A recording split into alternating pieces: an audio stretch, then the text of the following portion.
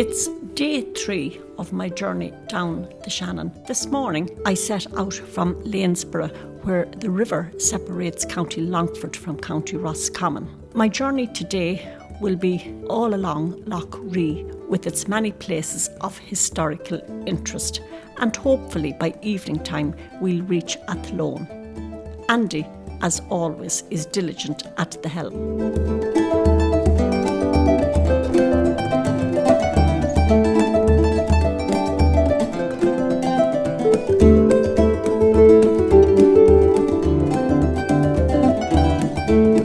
Thanks very much for joining me this morning from Lanesborough onto Lough and onto Athlone, and it's just wonderful having you. We took it upon ourselves to start a big major clean-up. When you see the level of rubbish that we took out of such a small area in relation to Shannon, and that's echoed right up the whole Shannon Estuary. We send a message to people: if you have your litter, keep it in your pocket or put it in the bin, because those paper bags, those tato bags, those caps of bottles, it interferes not just with the Shannon but the fish life. Everything that evolves in relation to Shannon has a major effect on it. So I send the message clear to people to protect the Shannon. Here we are heading to Athlone. We're talking about 50 million of a new sewerage network system for the town of Athlone. It's the main drainage. And this is something that coincides with the development of the flood walls and the defences that's been built around Athlone. We have a combined sewer system. And if we don't put in this new system, the sewerage system backs up and it goes into some people's homes and in onto the street and creates huge, huge problems. So that's not just here in Athlone. That's right up the whole Shannon Estuary, that we need to protect Shannon, where we have raw sewage in a number of locations being pumped in. As an angler, we're in a unique situation because of the very creature that is at the heart of our sport, and that's fish. Because what a fish is really is the litmus paper of any water system, and when they get affected, we're in trouble. We see the tragic circumstances in other smaller rivers of fish kills. Well, at that stage it's too late. Now, we noticed that our fish stocks were plummeting, and we have proof that the nutrients going into the Shannon are very, very high. We're lucky in another sense that the Shannon has such a dilution factor, that the sheer volume of water in it prevented fish kills. The natural flood that comes flushes out the system. But in the late 70s, the 80s and into the 90s, the Shannon was really a dumping ground. Everything went into it, raw sewage. We built dumps on the side of it, on floodplains.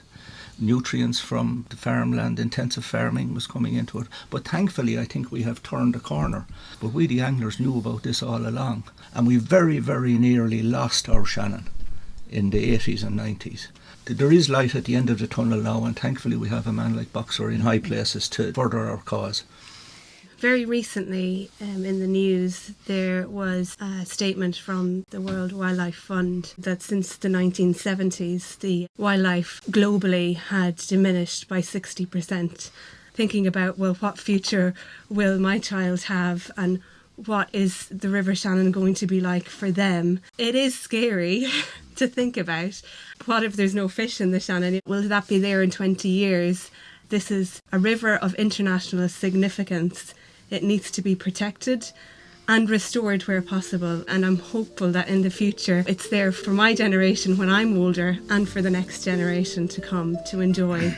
I see the Shannon as a major infrastructure. It supports a whole industry from Leitrim down to Limerick in tourism, in B&Bs, in fishing. It's a means of distributing wealth into smaller communities, etc., all along the river. That's one aspect of it that needs to be protected. This year in particular, it was a very, very dry year. There was very little rain. It went to a level of concern through the summer, and apart from affecting the ability of boats and others to navigate and travel, it also affects the levels of tributaries, which from the point of view of the fisheries, they're affecting the whole spawning process and all of that, the whole ecology around the edges of the lake, which supports all of that wildlife. It's a very delicate mechanism which all has to be balanced. I mean, we've all talked about the ecology, but there's the industry and the commercial side of things has to be looked after as well. 70% of Irish water comes from natural rivers and lakes. It's actually protected under the European Framework Directive. It's illegal to pollute drinking water. Government can preach and practice about money, but we need people to catch on to this, and we need people to be mindful that the Shannon is theirs. Everyone that goes to school in the morning or goes up the lake in the evening, they have to realise a butt of a cigarette, as I say, the cap of a bottle can do so much harm. These are things that are all entering the water system and damaging it.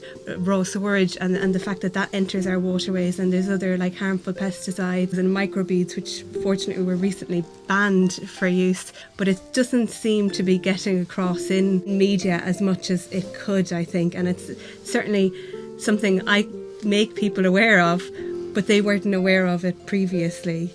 There's a lot of buildings that back onto the Shannon, and we don't face out to it and look at it, and it's only certain areas along the strand where people might sit and look and really appreciate what a great feature it is. And I think there's car parks and there's derelict buildings, and I think there's a lot more that can be done so that the town can face it more and people can embrace it and appreciate it more. And with that will hopefully come an awareness of how great a river it is and how beneficial it is to have it there. Well, if you look at the school programme at the moment, you talk about recycling and the green flags. I think it's an area, particularly the schools along the Shannon, would have teachers to go and educate the kids, to drop in as much as I say, a lid bottle into the Shannon, the danger it can do, but also talk about the development of the towns along the Shannon. What can we do to protect them? What can we do to enhance them? What can we do for tourism? But I think the schools would have a big part to play in relation to how we look at the Shannon going into the future. It's a whole culture. If you look at the history, the monuments, it's like a museum on the Shannon. St. Kieran of Clonmacnoise fame, he started here on Ayr Island, up near Coulson Point there, just before he went downstream to find Clonmacnoise. St. Brendan, the navigator, he was down at Longford. So there's a whole series of monastic settlements all over Lough in particular. There's evidence of Vikings coming up here. Just on Ayr Island alone, there was always reputed to be the largest Viking hoard of gold found. You had a Viking town developed up on the west bank up at Rindoon. So there's all sorts of historical things that should be really protected as well, or not kept in mind and kept to the forefront. Even ourselves, just to go and walk around them. Exactly. You don't have to be boating on the Shannon. You can swim, you can fish, you can kayak, canoe, you can walk, or you can cycle. Recently I started working closely with a heritage group in Clara, what the woolen mills and what that has done to industry. The OPW in particular were over there doing a lot of river work over there at the present time for them. The history of even Ayr Island, when there was a pig or a lamb or whatever was killed, the other islanders had know to come and get a piece of the thing that evening because there was smoke let off into one island. Everyone knew that was the place to go. Then coming into town on a Friday, the woman would sit at the top of the boat and the man would row into town. But going back up the river that night, she'd be rowing and he'd be sitting at the back of the boat with a few jars in him. And the history of that and the people who lived on the island is phenomenal education for kids, but it's phenomenal for tourism. The end of last year, where I let all children under the age of 12 into all OPW sites free all over the country, in the first 6 months 90,000 people went through the doors of the OPW. This year I let all people with disabilities and their carers free, but it's a great incentive to get people off the computer, off the phone, and to see where our heritage came from. I feel privileged to have been born into a lifestyle of fishing. My grandfather, my father before me, I know nothing else. I love it, as we all do. We all have our own interests in their different organisations, but we all have one common denominator, and that is the love of the Shannon. And we will relentlessly protect it. Most of the fish now caught in the Shannon are released. It's all catch and release. Every fishing competition is where you catch fish, they're weighed and let back into the Shannon. We have progressed in our lifetimes so fast. We have literally gone from smoke signals to spy satellites in one lifetime as far as technology is concerned. And that is good. But when we're progressing at the rate we're progressing, the natural system, the natural environment cannot keep up with us. 30% of the brood fish that go to spawn run from Lough to the Camlin system, which is north of Lough. When the fish come as far as Tarmanbarry, there is no proper fish pass for them. A very small percentage of them actually run the Camlin system. While we're progressing with the floods, while we're progressing with the infrastructure, we've got to cater for the wildlife. with industrial peat harvesting, that has had a devastating impact on the Shannon. And I think that's something that now that we're moving away from fossil fuels, and we have to, it's become an emergency and become an urgency to do that. I think we have to look at restoring our boglands and our wetlands. And that's a softer solution that can help the general wildlife. And I think I'm happier now, I guess, than maybe a few years ago, that there's more of a focus in government on the Shannon as an ecosystem. There's more of a focus on the benefits it can bring to local communities in terms of tourism. And certainly I went out to Rindoon last year for the first time. I had never heard about it, and I read about it in an Aer Lingus magazine, and it was only down the road, and it's just beautiful to walk around there. So I think keeping these places, making people and local people more aware of them, and it's great work that you're doing with the schools. I think that should continue, and government should really help support that, so people my age and people younger and my kids can really get involved and appreciate it. I'm optimistic that if we continue our efforts and focus them, that the future for the Shannon can be better than it has been. Well, that's a lovely note on which to end.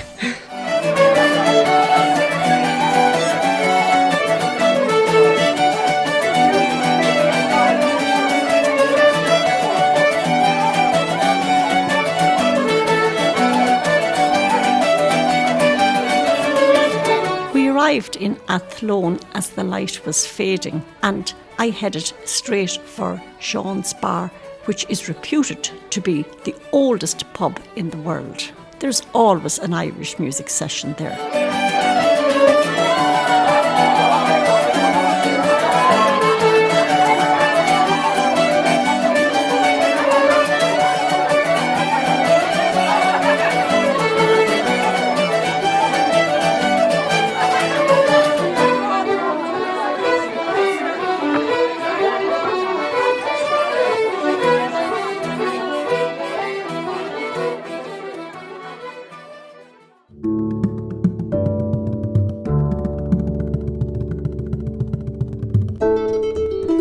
It's day 4 of my journey down the river, carrying the flame of St. Bridget and the pure drop of water taken from the Shannon Pot. Athlone Castle was built in the 13th century beside a bridge which separates Leinster from Connacht, and throughout history has been a very strategic point on the river.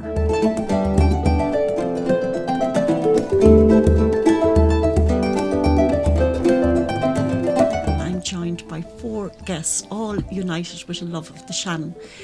Going back to the early days when Clonmacnoise was set up, it was deliberately chosen because it was the crossroads between the Shannon and the Escariada. That spot had been chosen in pre-Christian times.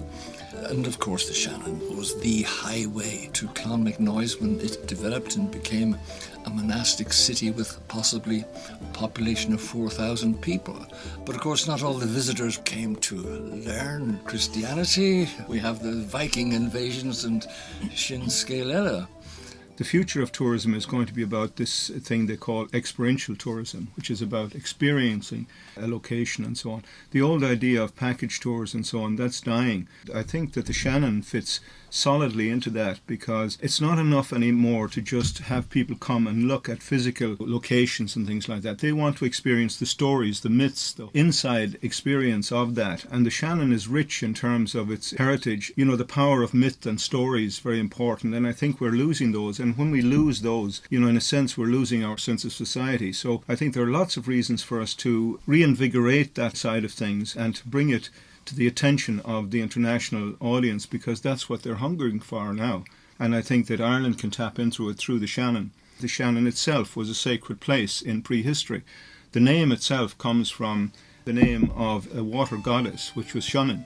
Ancient people here, they made their offerings to their gods in the river, travelled along the river, they had their settlement along the river, and indeed the civilization of Ireland grew up along its waterways and of course along the coast, because Ireland being an island, the way that people came to the country was first of all by the sea, coming up from the Mediterranean and along the Atlantic coast, and then ultimately from the coastal areas of Ireland into the heartland. Remembering now that the country was covered with forests, and there was no effective way of getting about except through the rivers. So it was along the rivers that civilization really started in Ireland. And then you had the trading, later on you had the monks and the scholars and so on, all centred around the river. And then of course it goes right through the core of Ireland. So in a sense the River Shannon in particular, is really the heart of Ireland. If its story is fully told, it will resonate with a lot of people. So I think there's a very interesting aspect where you can bring the past into the present and on to the future. So it can be a unifying force in that way. And also a unifying force between East and West. And I would say even between country and town. Because as our kind of urbanized society develops, people are going to need more and more natural environment around the Shannon, need the storylines around the Shannon, and need that kind of break from the urban environment to basically to sustain themselves. We're water beings, we're affected by the moon, we're affected by the tides, the baptism, water. So it's like initiation, all of that. So I think it's so interlinked, physically, the need for pure water and all of that. Mentally, just the fresh air, because when our air goes and when our water goes, we're gone, aren't we really, as beings off the planet? So, God, where do you start even with around the physical, mental, the emotional element of water, the sacred earth, the sacred mother, the sacred rivers, the rivers signifying the rapids that we run into in life, the meandering of the journey when times are going good and the river is meandering around, or the little trickle, or how she weaves her way in and out of crevices. And we have to do that in life. We have to sort ourselves out and get out of difficult spots, if you like. And then, the journey to the sea, into the depths of ocean and into the dark night of the soul, as they say, in search of meaning. It's so interconnected and it's so a part of us, yeah. It's getting that detachment from the hustle and bustle of life, and being able to go somewhere quiet. I mean, just even in relation to my own children, like the amount of amenities that are in Athlone. We have Hudson-based sports. I will bring the camper van out to Lough. It's so peaceful, it's so quiet. They can do fishing, they can do kayaking, they have a wonderful time. We have poetry in the park here in Athlone, where we would all gather down at the Shannon, and people who have a love of poetry and the spoken word would just gather down by the river and take the time out just to exchange their passion. Where would we be without being able to bring the children down for a picnic down by the river? So it's that connection people have with nature, isn't it? There are a lot of musicians here in town who would use the River Run cruiser, and they would play their music on the boat. People can come and enjoy sailing along on the boat, listening to the music, have a bite to eat maybe at the Sean's Bar area in Athlone, to be able to sit out and have a cup of coffee and just look at the river. I think a lot of people use the river without actually realising, and they take it for granted. I suppose it's only when something is not there. Unfortunately, we've turned our back on the river historically. It is the natural focal point for all of the communities living along it. And I think what we need to do is to refocus on the river and really put a completely new emphasis on it. Carrick-on-Shannon has rejuvenated itself by turning its face away from the river towards the river. And by doing that, it has rejuvenated the entire town. It did that in the past, historically, pre-Christian times and so on. That's where the civilization in Ireland really got going along the rivers. And so we just need to take a leaf from that very old book and do it again instead of turning our back on the river. So turn towards the river, face the river. There is an increase during the summertime of people hiring out cruisers and using it. I remember one day counting about 17 cruisers tied up there, which is remarkable. The cross of the scriptures at Clonmacnoise, that was carved about the year 900. There are 3 saints depicted on it. Only one of them is Irish, and that is St. Kieran. The other 2 are Egyptian. The movement of the Desert Fathers, just before the collapse of the Roman Empire, when Constantine made Christianity legal, in other words, when the persecution stopped. But just before that time, people went off to the deserts of Egypt to practice their Christianity, their religion, and that form made its way through France, through to Ireland, this monastic type of Christianity. And Ptolemy's map of Ireland, which he made about 150 AD, it even comes inland and shows Ishnok. He just didn't sort of sail around the coast. And that's where the High Kings lived before they went to Tara. So the Egyptians knew their way around Ireland. There's a lot of effort going into trying to turn people around about nature and about the natural environment. And I think it's working. But once that battle is won, then the job of materialising the plan and realising it and so on is more than half done. But the big battle is winning hearts and minds. So the issue here in Ireland around the Shannon is to convince people about its invaluable nature as a resource for the whole island. And not just all of us in here in the 26 Gab, but it also has the link, for example, potentially with the Erne, which is another major waterway. And that becomes the axis of Ireland. The Erne and the Shannon joined is a complete axis for this country. And so if we looked at it that way and tried to mobilise people around that concept, create awareness and win hearts and minds first, then the rest will happen. The social aspect of utilising the river is extremely important to bring communities together. It's an absolutely brilliant way of people coming together. The mental health issue is very important. People do need to have places where they can detach. While some people mightn't be interested in the historical aspect of it, they don't realise they're actually using that, and they're taking it for granted. But come a sunny day, that's where we go.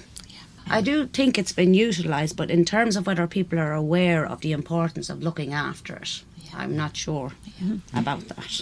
The way you add value to the physical beauty of the place is by the storylines. The power of myth and stories is very important, and we have that in spades here in Ireland with the Shanachis and our tradition and so on of that. So we just build that into virtual recreations of these sites. That'll be very interesting for people, and then perhaps the budgets and plans and so on to further develop it will come on the back of that.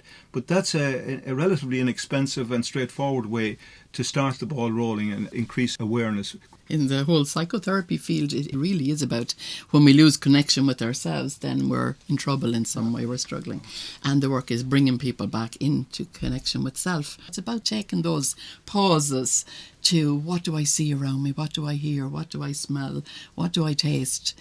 And sure, it's all nature-based. It's the soothing, it's the holding, it's the carrying of the water, I'm sure. And going back to the indigenous people again and the responsibility that are on the elders. So I suppose sometimes I look and I say, what have we done? Look at what was given to us and what have we done to pass on to the next generation or the next 7 generations they talk about. That concerns me around what are we going to do and where do we go from here? We have a kind of crisis of identity, really. Many of the things that underpinned our society here in Ireland have started to erode in the recent past. Generally, worldwide, there is a trend, particularly in the Western world, towards individualism. And individualism undermines the notion of society. I don't think that individualism is sustainable going forward. For us to kind of recreate our sense of community and society, we have to find new myths going forward. Some of the old myths have been abandoned, but that doesn't mean we abandon the whole idea of holding society together. We need to reimagine our society in terms of new myths. So I think, for example, the Shannon, that is already a natural connector. You need to build a myth around things like that. Its stories, its traditions, its myths. If you lose those, you've lost your society. When a traveller came to a monastery, he was given hospitality, and hospitality meant the courtesy was you didn't ask him any questions of where he came from or what he was doing out in the middle of the night or what have you. But he was expected to entertain, to tell a story or a poem or a myth or a song. That has been kept up certainly to my father's generation with the rambling houses, but it's still in us, that need to bring the glories and the treasures of the past that benefit us in the future. Well, I think that's a lovely note on which to end our conversation today.